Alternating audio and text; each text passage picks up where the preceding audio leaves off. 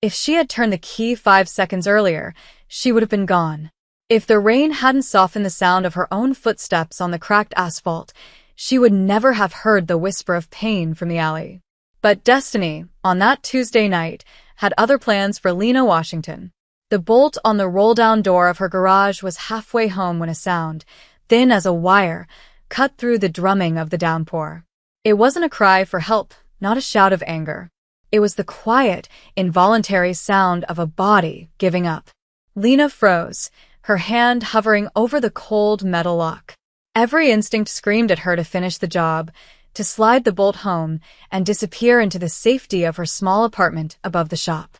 The neighborhood was a tapestry of hushed dangers after dark, a place where seeing nothing and hearing nothing were survival skills passed down through generations. But her father's voice, a ghost that lived between the scent of motor oil and worn-out tires, echoed in her mind. A good mechanic, he used to say, his knuckles scarred and permanently stained, doesn't just fix what's broken.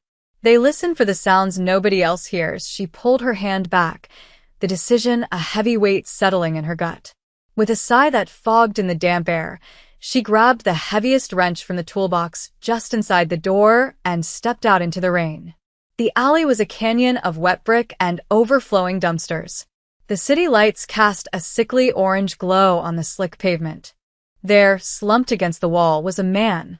He was a silhouette of ruin, his impeccable suit ruined by mud and something darker, something that steamed faintly in the cold. His head was bowed, his black hair plastered to his forehead. Lena's breath caught. This was not a neighborhood drunk or a man down on his luck. The cut of his suit, the gleam of a gold watch on his wrist even in the dim light, it all screamed of a world far removed from her own. He was bleeding. A lot. The dark stain was spreading from his side, a blossoming nightmare on the fine fabric. She took a step closer, the wrench feeling flimsy and useless. "Hey," she called out, her voice steadier than she felt. "Mister?" "You need an ambulance?" He didn't move. She crept closer still, her heart hammering against her ribs. She could see his face now, sharp and angular, pale as bone. His eyes were closed, his breathing shallow. Calling the police was the right thing to do, the sane thing to do. But the police in this part of town brought questions that honest people couldn't afford to answer. They brought trouble that lingered long after the sirens faded. She looked at the man, then back at the warm, greasy light of her garage. It was her sanctuary, the only thing in the world that was truly hers, bought with her sweat and her father's dreams. Bringing this man inside would be an act of madness. It would be inviting the storm, whatever storm had left him here, right over her threshold. But leaving him here to die in the rain, that felt like a different kind of ruin. Her father had never fixed a car without first listening. Lena knelt, the cold of the pavement seeping through her coveralls, and listened to the ragged sound of a stranger's breath. In that moment, the world shrank to a single, fragile choice. And she chose. With a grunt of exertion that seemed to tear through the quiet alley, Lena hooked her arms under the man's shoulders and began to drag him. He was heavier than he looked, a dead weight of muscle and bone. The metallic smell of blood was overpowering now, mingling with the scent of rain and garbage. Each step was a struggle, his expensive shoes scuffing a miserable path across the gritty asphalt. She hauled him over the threshold of her garage, the scrape of his body on the concrete a sound of finality. She kicked the roll-down door, and it came crashing down with a deafening clang, shutting out the night, the rain, and the world of sensible decisions. Inside, the garage was an organized chaos of tools, spare parts, and the half-disassembled engine of a vintage pickup truck. It smelled of oil, metal, and hard work. It was her haven. Tonight, it had become a field hospital. She laid him on a patch of relatively clean floor, his head resting on a folded-up tarp. The single bare bulb hanging from the ceiling cast harsh shadows across his face, highlighting the tension in his jaw even in unconsciousness. For a moment, she just stood there, breathing heavily, rain dripping from her hair onto the dusty floor. The sheer insanity of her actions washed over her. Who was this man? What had he done? And more importantly, What would the people who did this to him do when they came looking? Her gaze fell to the wound in his side. She wasn't a doctor, but she knew enough to see it was bad. A deep, ugly gash that was still weeping blood. Panic began to bubble in her chest, hot and sharp. But then she caught sight of her own hands, calloused, stained with grease, the nails clipped short. They were capable hands. They could take an engine apart and put it back together. They could diagnose a problem from a single, subtle sound. Surely they could handle this. She grabbed her emergency first aid kit from under the workbench, the one meant for sliced fingers and minor burns, not gunshot wounds or knife attacks. It was pitifully inadequate. Inside were antiseptic wipes, gauze, medical tape, and a bottle of cheap whiskey her father had kept for medicinal purposes. It would have to do. Kneeling beside him, she gently, carefully, began to cut away the ruined fabric of his shirt and suit jacket. The material was fine silk and wool, impossibly soft under her rough fingers, a stark contrast to the brutal injury it concealed. As she worked, she saw more than just the main wound. His knuckles were bruised and split, a map of a recent, violent struggle. A dark purple contusion was blooming along his jawline. This man was a fighter. Or he had been, before he ended up bleeding out in her alley. She cleaned the wound as best she could with the antiseptic wipes, her touch surprisingly gentle. He groaned, a low rumble of pain, and his eyes fluttered open for a second.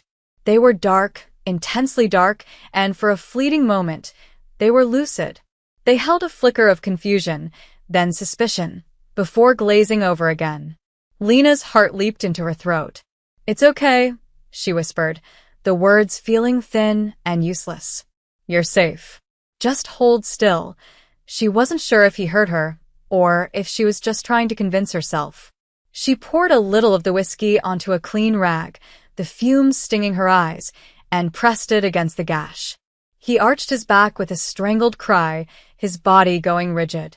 She held him down with one hand, her own muscles straining. "I'm sorry," she murmured, her voice tight with a mixture of pity and fear. "I'm so sorry, but I have to." After cleaning it, she packed the wound with gauze and taped it down tight, a clumsy but firm field dressing. His breathing seemed to even out slightly. Exhausted, she sat back on her heels, the empty whiskey bottle rolling away on the floor. The man was a stranger, a harbinger of untold trouble, but as he lay there, vulnerable and breathing, a fragile connection had been forged in blood and desperation. She had crossed a line. There was no going back to the life she had known just an hour ago. The garage, once her fortress, now felt like a cage she had willingly locked herself into, with a tiger sleeping in the corner. He woke to the smell of brewing coffee and the dull, throbbing ache in his side. For a disoriented moment, Kwon Jinwoo didn't know where he was.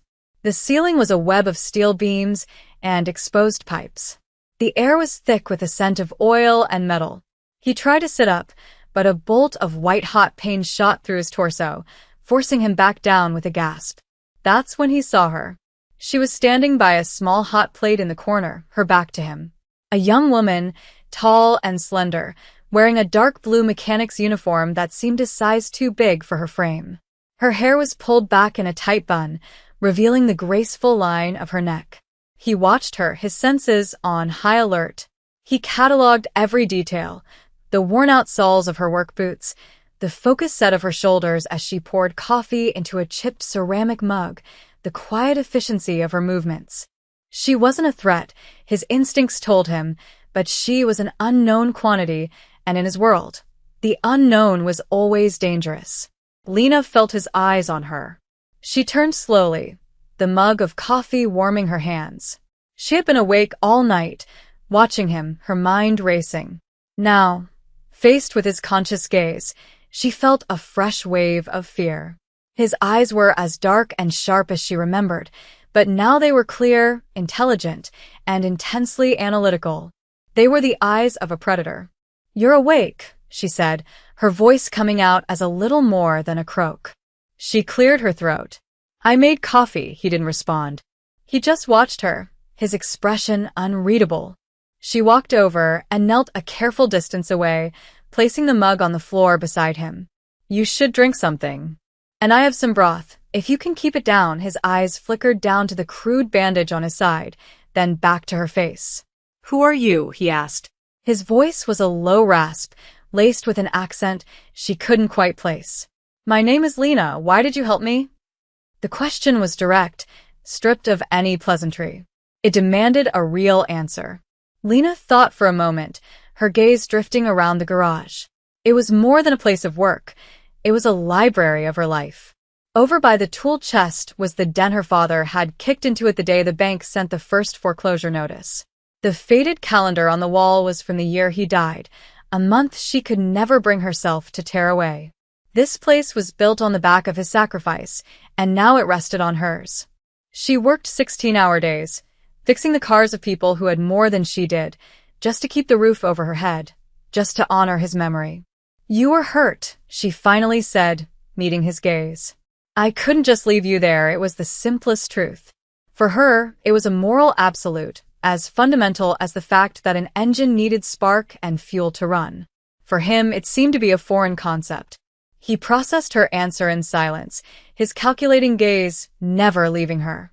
He was a man accustomed to transactions, to motives, to debts owed and paid. Simple, unprompted kindness was a currency he didn't trade in. He saw the poverty in the worn tools, the patched-up walls, the threadbare state of her uniform. She had nothing. Why would she risk what little she had for a stranger? You should have called the police, he stated, testing her. Thought about it, she admitted with a shrug. But they cause more problems than they solve around here. Figured you had enough problems already. A flicker of something surprise? Respect crossed his face before his mask of stoicism slipped back into place. He reached for the coffee, his movements slow and pained. He took a sip, the warmth spreading through him. He still didn't know who she was, not really. But he knew one thing. She was brave. Or she was a fool. In his experience, the two were often the same.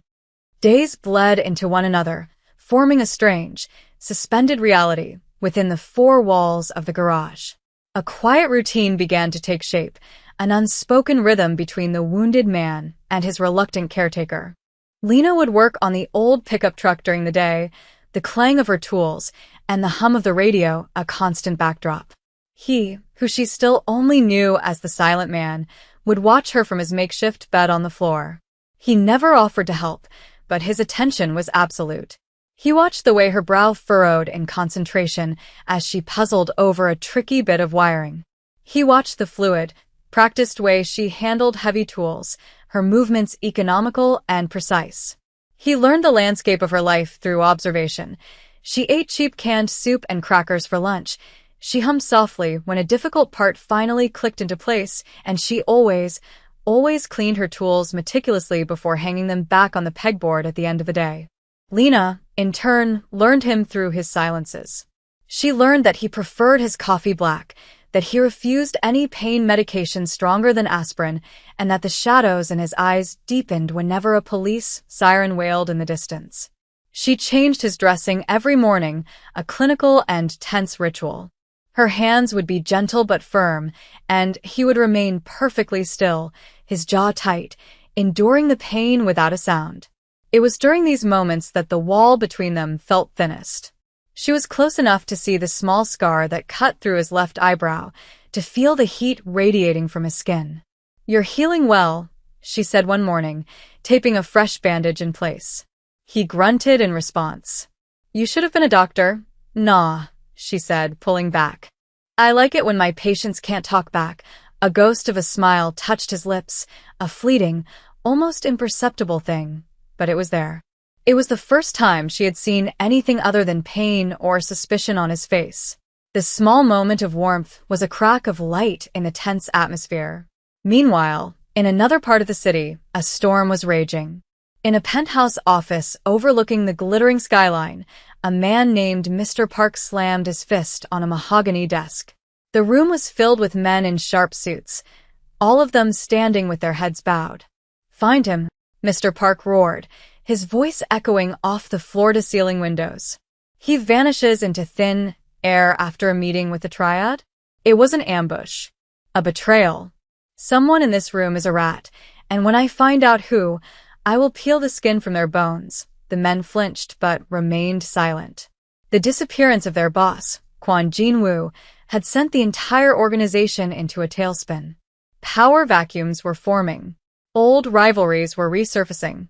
The empire he had built with disciplined brutality was beginning to fracture at the seams. Mr. Park, his most loyal and feared lieutenant, was trying to hold it all together, but his methods were brute force and paranoia. He dispatched search parties across the city, shaking down informants, leaning on contacts, turning the criminal underworld upside down in his desperate, violent search. Every passing hour made him more certain that Jinwoo was dead, and his hunt for his boss was slowly morphing into a hunt for the traitors responsible. Back in the quiet, oil-scented garage, Jinwoo felt the distant tremors of his collapsing world. He was cut off, isolated, and for the first time in a decade, completely powerless. All he could do was heal and watch the unassuming woman who had become his entire world.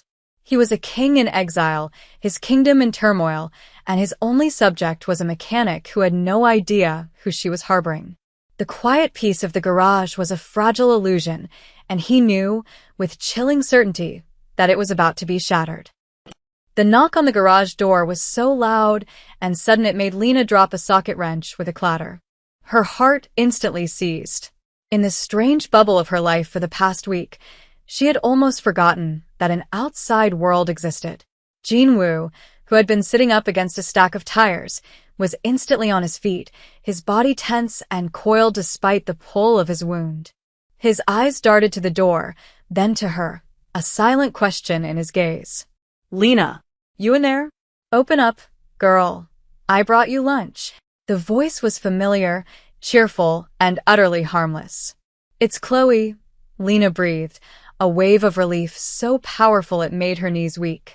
She shot Jinwoo a look that said stay put and be quiet before sliding a heavy toolbox in front of the corner where he was hidden.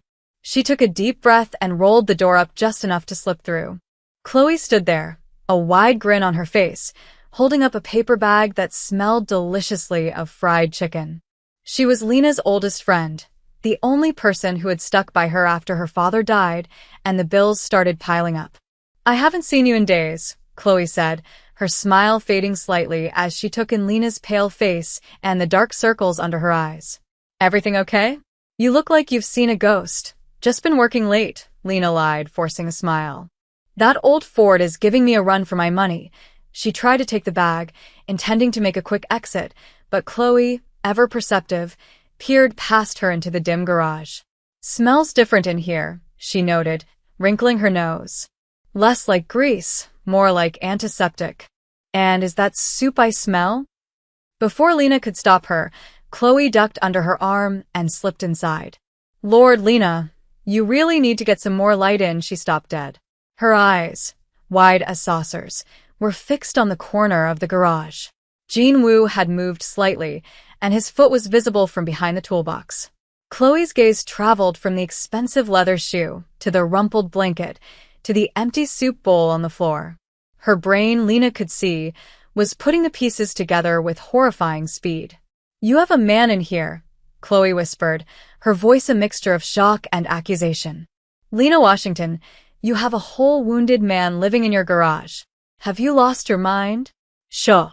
Keep your voice down, Lena hissed, pulling her friend further inside and letting the door rumble shut. Jinwoo stepped out from behind the toolbox. If Chloe was shocked before, she was terrified now. She looked at his bruised face, his cold, intimidating stare, and the way he held himself like a coiled snake, and she took a step back, bumping into a stack of tires. Who is he? Chloe stammered, her eyes darting between Lena and the dangerous-looking stranger. Before Lena could invent another lie, Jinwoo saw the headline on a newspaper sticking out of Chloe's tote bag. His picture was on the front page, a grainy black-and-white photo from a security camera. The headline read, Crime Syndicate Power Vacuum. Boss Quan Jinwoo presumed dead after gang war erupts, his face hardened into a mask of cold fury. The illusion of his anonymous safety was gone. He looked directly at Lena, his dark eyes holding hers. The time for secrets was over. "My name is Kwon Jinwoo," he said, his voice low and steady, each word landing like a stone. "And the people who are looking for me are not the police. By helping me, you have put a target on your own back. You are in terrible danger." Chloe let out a small squeak. Lena felt the floor drop out from under her. It wasn't just trouble she had brought into her garage. It was a war. The revelation of his name changed everything. The silence in the garage was no longer peaceful. It was heavy with unspoken fear. Kwon Jinwoo was no longer just a wounded stranger. He was a name from a newspaper headline, a ghost from a world of violence she couldn't comprehend. Lena found herself looking at him differently, seeing the lethal potential that lay dormant beneath his calm exterior. The way he moved, the cold assessment in his eyes, it all made a terrifying kind of sense now. Chloe, for her part, was a nervous wreck. "You have to get him out of here, Lena," she pleaded in a hushed, frantic tone later that day, after Jinwoo had retreated to his corner. "A Mafia boss? Are you kidding me? They'll kill you just for being in the same room with him." "And what am I supposed to do, Chloe?" Lena shot back, her voice tight with stress. "Throw him back out in the alley? He's still hurt. He can barely walk. That is not your problem. Your problem is staying alive and keeping this garage, which is more than you can say if his enemies show up." The argument was circular and exhausting.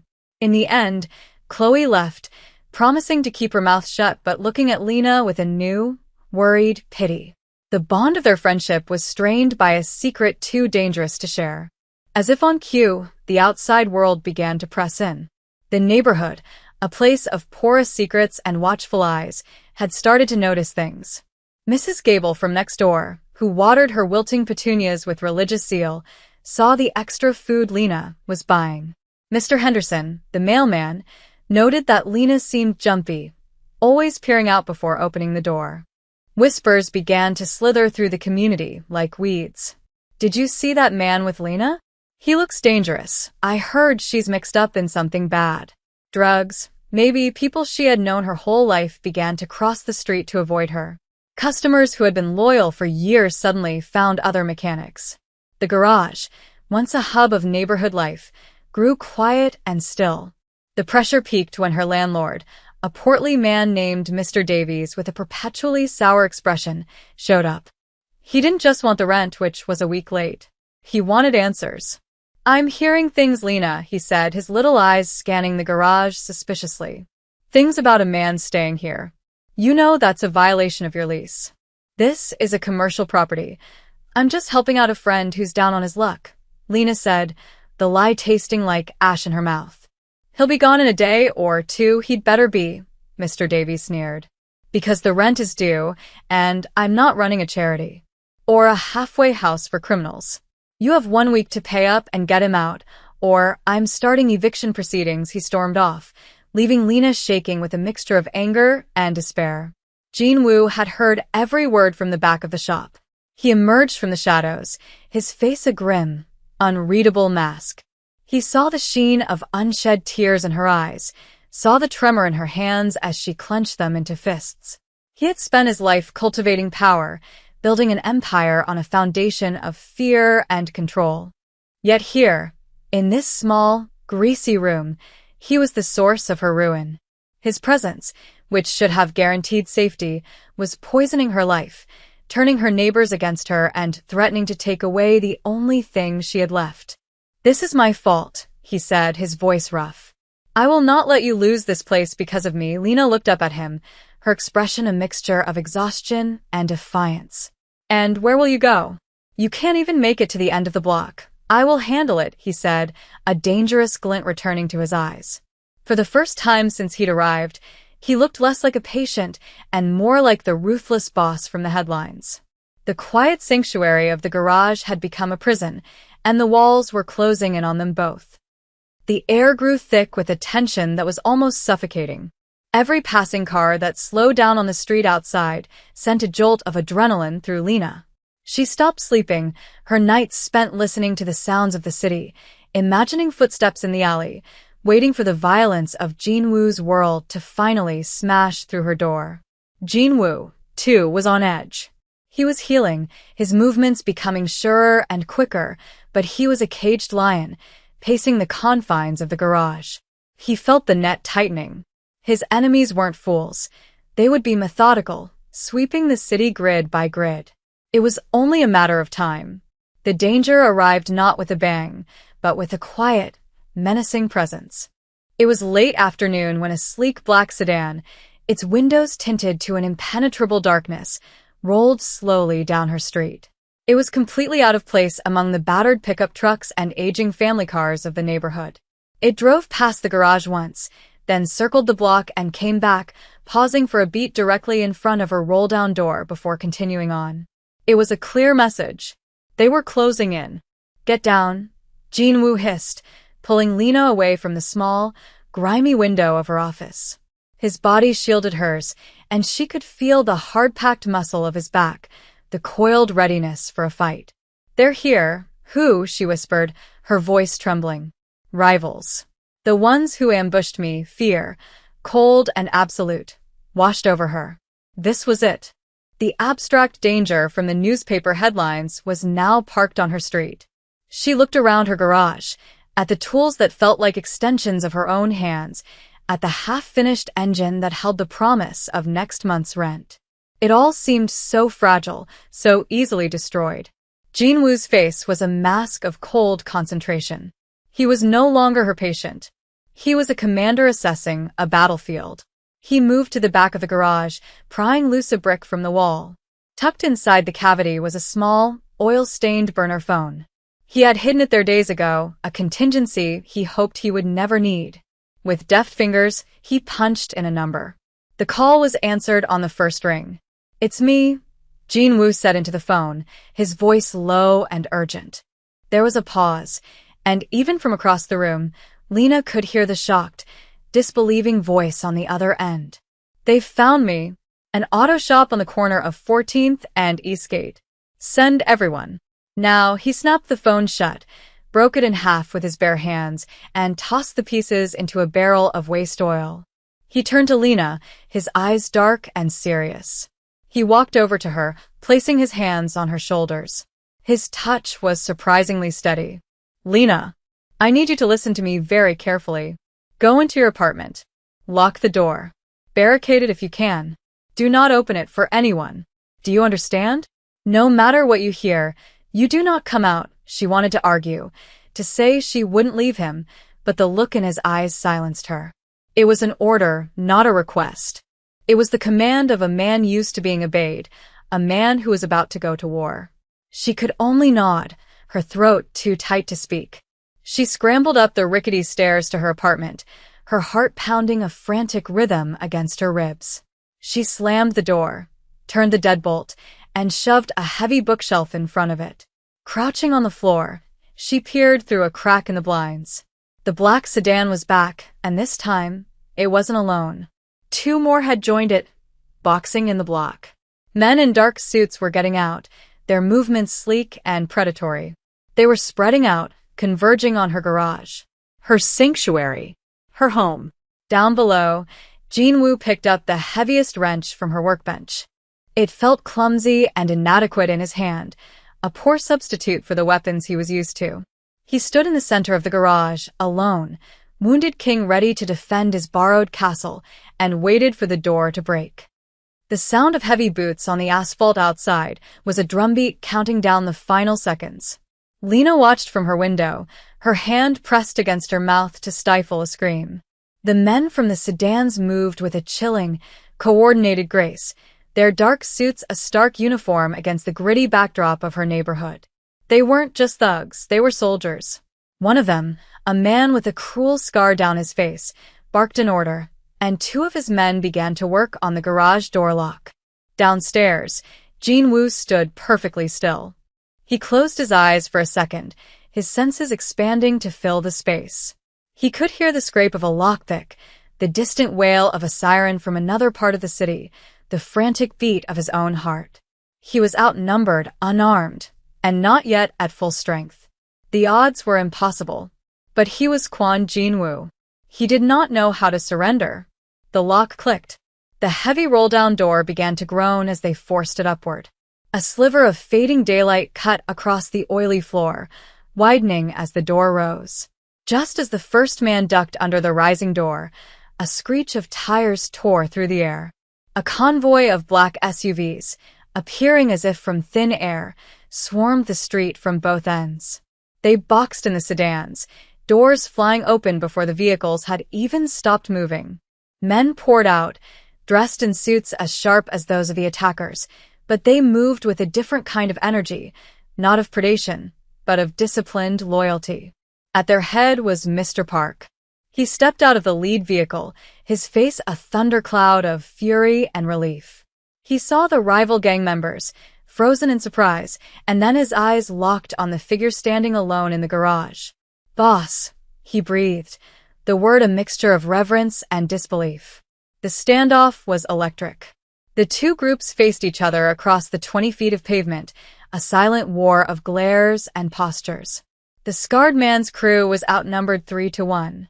He spat on the ground, issued a sharp command, and his men scrambled back into their cars. With a squeal of tires, they were gone. Mr. Park and his men flooded into the garage, their weapons now lowered. They surrounded Jinwoo, a wall of protection forming around their returned leader. Mr. Park's gaze swept over the scene, the makeshift bed, the first aid supplies, the humble surroundings. Then his eyes landed on the stairway leading to the apartment, and he saw the flicker of movement behind the blinds. His face hardened with suspicion. "Who is in there?" he demanded. Jinwoo held up a hand, and his men fell silent. He looked up toward the window where he knew Lena was watching, his expression softening almost imperceptibly. He then turned to face his second-in-command, his voice ringing with an authority that had been absent for weeks. "This place," he said, his voice echoing in the suddenly quiet garage, "is a sanctuary. The woman who lives here saved my life." He paused, letting the weight of his words sink in. He looked each of his men in the eye, his gaze lingering on Mr. Park. "She is not a target. She is not a complication. She is under my protection. Anyone who harms her or threatens this place will answer to me directly. Is that understood?" A murmur of assent went through the ranks. Mr. Park, his face a complex mask of shock, suspicion, and dawning understanding, gave a stiff, formal bow. "Yes, boss." "It is understood." From her window, Lena watched the entire exchange. She saw the raw power Jinwoo commanded, the instant obedience he inspired. She saw the hostile, assessing look from the man called Mr. Park transform into grudging acceptance. The entire neighborhood, drawn out by the commotion, witnessed it too. They saw the army of men in suits, the display of fearsome loyalty, and they saw it all centered on the quiet mechanic they had been whispering about. In that moment, Lena Washington was no longer a pariah. She was untouchable. The aftermath of the confrontation was a whirlwind. Jinwoo's men, efficient and silent, secured the area. Mr. Park, after a brief, hushed conversation with his boss, began issuing a stream of orders into his phone, reasserting control over their fractured empire. The neighborhood gossips, who had been watching from their porches and windows, slowly retreated back into their homes, their minds reeling with what they had just witnessed. The whispers about Lena being in trouble were replaced by awestruck murmurs about her mysterious, powerful protector. She was no longer a subject of pity or suspicion. She was a figure of intrigue and respect. Lena finally unlocked her apartment door and came down the stairs, her legs unsteady. She walked into the garage, which was now filled with imposing men in dark suits who parted before her like the sea. They looked at her with a mixture of curiosity and deference. Her eyes found Jinwoo, who was standing in the center of it all, looking every bit the commander he was. He dismissed his men with a curt nod, leaving just him and a still wary Mr. Park. "You should go," Lena said to Jinwoo, her voice quiet but firm. "It's not safe for you here anymore. They know where to find you. They will not dare to return," Jinwoo stated simply. It wasn't a boast, it was a fact. "This place is now the safest in the city for you." He then turned to Mr. Park and spoke in rapid, fluent Korean. Mr. Park listened, nodded, and left without another word. A few hours later, a quiet, unassuming man in a simple gray suit arrived. He introduced himself as an accountant. He met with Lena in her small office, the space seeming to shrink around his professional presence. He spoke about an anonymous benefactor who wished to express their gratitude for a recent act of kindness. He presented her with a folder. Inside was the deed to the garage and the small apartment above it. It was paid in full. The mountain of debt her father had left behind, the weight that had pressed down on her every single day, was gone. Just like that. Her hands trembled as she held the papers. She looked through the office window at Jinwoo, who was standing near the entrance of the garage, his back to her, looking out at the street as if standing guard. It was too much. The relief was so immense, so sudden, that it felt like a physical blow. This building wasn't just wood and brick to her. It was her father's legacy, her entire life's work, her future. And it was now hers, truly and completely hers. Later that evening, after the accountant had left, the garage was quiet again. Jinwoo walked over to her. He didn't say anything about the deed, about the money. He simply looked at her, his dark eyes searching her face. "Thank you, Lena," he said, his voice softer than she had ever heard it. "You gave me back my life. You didn't have to do that," she whispered, clutching the folder to her chest. "The garage, it's too much. It is not enough," he replied, his gaze intense. "A debt like the one I owe you can never be fully repaid. But it is a start." He took a step closer. The air between them crackled with a new kind of tension, something that went beyond danger and gratitude. It was something more fragile, more personal. "My world is complicated and violent," he said. "But I am no longer safe here, and you are no longer safe without me. Come with me, Lena." It wasn't a command. It was a plea. An invitation into a world she couldn't imagine, offered by a man who was both her savior and the source of all her danger. A life of quiet, desperate struggle had just ended. A new one, terrifying and uncertain, was waiting for her to choose it. Lena stood in the center of her garage, the crisp legal papers still in her hand. The air, for the first time in years, felt light in her lungs. The familiar scent of motor oil and steel was no longer tinged with the metallic tang of fear or the bitter aroma of impending debt. It was the smell of home. Her home.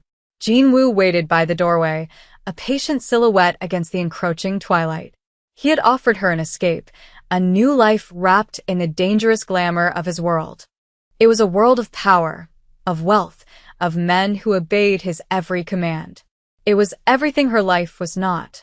But as she looked around the garage, at the neatly organized tools hanging on the pegboard, at the grease stains on the floor that told stories of 1,000 different repairs, she knew she couldn't simply leave it all behind. This place wasn't a cage she needed escaping from. It was her anchor. It was the testament to her father's love and her own resilience. It was who she was. She walked over to him, her steps sure and steady on the concrete floor she now owned. She stopped in front of him, close enough to see the exhaustion that still lingered in the corners of his eyes, the faint scar above his brow. "I can't leave this place," she said, her voice clear and without a trace of doubt. "It's a part of me." A flicker of disappointment crossed his face, but he nodded in understanding. "I would not ask you to give up who you are, but I will come with you," she continued, and his head snapped up, his dark eyes locking onto hers. On one condition he waited, his expression guarded. "This," she said, holding up the keys to the garage, "this stays mine. My name stays on that deed. Whatever happens in your world, whatever I become a part of, I need to know this is still here. That I am still Lena Washington." The mechanic, a slow, genuine smile spread across Jinwoo's face. It transformed him, erasing the last traces of the ruthless Mafia boss and revealing the man underneath. It was a smile of pure, unadulterated respect. "Your terms are accepted," he said, his voice warm. He held out his hand. She looked at it for a moment, the hand of a killer, a kingpin, a man of immense power, and then she placed her own calloused, grease-stained hand in his. His grip was firm, protective. They stood there for a long moment, two worlds colliding in the quiet of a humble garage. The debt between them had been paid. Not with money, but with a mutual act of salvation. Kindness, she realized, was a language even a man like him could understand. It was a debt that could never be fully repaid, only honored. As they stepped out into the night, a black SUV pulling up silently to the curb, Lena took one last look back at the garage. The light she had left on inside cast a warm, golden glow, a beacon of the life she had fought so hard for. She was not leaving it behind. She was taking it with her. The door of the SUV closed, sealing them in. The vehicle pulled away from the curb, melting into the city traffic. Their journey together was just beginning. The storm she had invited over her threshold had passed, but she knew, with a certainty that was both terrifying and thrilling, that she was now heading directly into its eye. And for the first time in her life, she wasn't afraid of the rain. Destiny had not been finished with her that night in the alley, and she had a feeling it was just getting started.